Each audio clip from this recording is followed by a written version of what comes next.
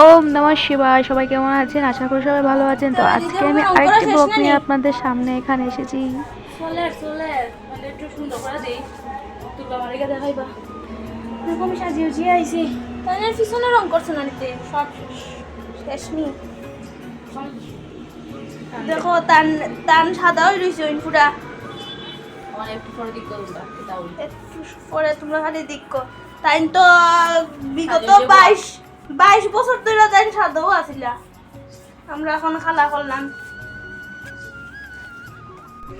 বাবাকে তো যেভাবে দেখি সেভাবেই ভালো লাগে। তারপরেও আমি ভাবলাম যে যেহেতু তোমাকে রং করেছি তো একটু তোমার চোখানা এঁকে আর একটু সাজিয়ে দিই। তো সবাই বলছিল আর আমিও চেষ্টা করছিলাম। তো আপনারা সবাই প্লিজ অবশ্যই কমেন্ট করে বলবেন যে কেমন হলো, কারণ প্রথমবার এরকম কিছু একটা করেছি।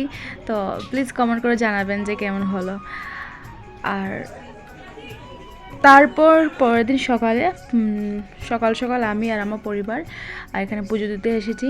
যেহেতু ভাই ওরা সারাদিন থাকতে পারবে না, উপোস করতে পারবে না, তাই ওরা ভাবলো যে সকাল সকাল পুজো করে দেবে। আর আমি মা আমরা সবাই তো উপোস থাকবো, সারাদিন সারা রাত তো থাকবো, রাতের প্রহরে আমরা পুজো করব। তো এখানে সকাল সকাল পুজো দেওয়া হচ্ছে, যেহেতু সব কিছু রেডি করছেন রাতের জন্য। তো আর কি এটাই। আর আমার ব্লগগুলো আপনাদের কেমন লাগে হো বিকাং দেহি কোথায় না অন ভিডিও দুটি যাবা অ্যাকচুয়ালি কাকুদের ঘরে শিব মূর্তি স্থাপিত আছেন। ওনারা প্রত্যেকবারই আড়াই ঘর ভিক্ষা করে তারপরে পুজো করেন। তো এখানে আমি একটু রেডি হচ্ছিলাম যে আজকে তো বাবার পুজো, তো একটু ভিডিও করবো কিছু একটা। আর এদিক দিয়ে ওরা মালা গাচ্ছিল বাবার জন্য।